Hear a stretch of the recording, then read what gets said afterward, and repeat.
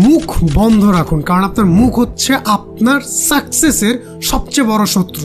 এখন থেকে নিজের পরিকল্পনা আপনার জন্য আপনি যা করছেন সেটা নিজে পর্যন্তই সীমাবদ্ধ রাখবেন। ফ্যামিলি, পরিবার, গার্লফ্রেন্ড, ওয়াইফ, ফ্রেন্ড কারোর সাথে কিচ্ছু শেয়ার করা দরকার নেই। প্রথম কঠিন লাগবে, কারণ আমাদের লাইফটা এমন হয়ে গেছে আমরা প্রত্যেকটা জায়গায় নিজেদের মুখ দিয়ে সবকিছু এক্সপ্রেস করে দিই, যার কারণে আমাদের ব্রেইন অলওয়েজ ভাবে এটা তো আমরা করেই ফেলছি, অলমোস্ট করে ফেলছি, তাই এটা নিয়ে বেশি ভাবতে হবে না। বাট আপনি যত বেশি নিজের মধ্যে জিনিসপত্র রাখবেন তত বেশি আপনি মিস্টেরিয়াস হবেন এবং তত স্ট্রং আপনার ফোকাস থাকবে। কে কি ভাবতেছে, কে আপনাকে কি বলতেছে, আপনার পিছনে কে কি কথা করতেছে আপনার নামে, এগুলো নিয়ে একদম বদার হবেন না। Focus on your self, focus on your গোল। যেটা আপনি ডিসাইড করছেন ওই গোল আর আপনার মাঝখানে শুধুমাত্র আপনার স্ট্রাগল থাকবে, আপনার ডেডিকেশন থাকবে, আপনার হার্ডওয়ার্ক থাকবে আর আপনার ডিসিপ্লিন থাকবে, নাথিং এলস।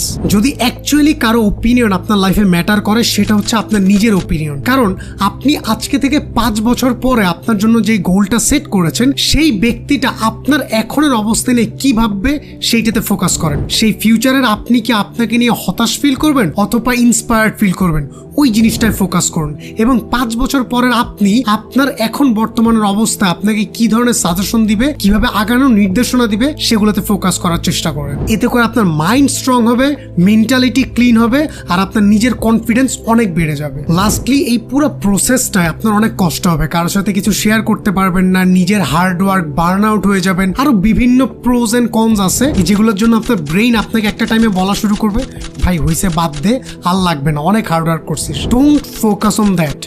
আপনার গোল খুব ক্লিয়ার থাকতে হবে এবং আপনি যা চান ওই ওয়েতে আগাইতে হবে। ডাজেন্ট ম্যাটার কে কি বলতেছে, আপনার ব্রেইন আপনাকে কি বলতেছে, রেস্ট নিতে বলতেছে, একটু আরাম করতে বলতেছে, একটু চিল করতে বলতেছে, ফ্রেন্ডদের সাথে দেখা করতে বলতেছে, ইউ ডোন্ট গিভ এ।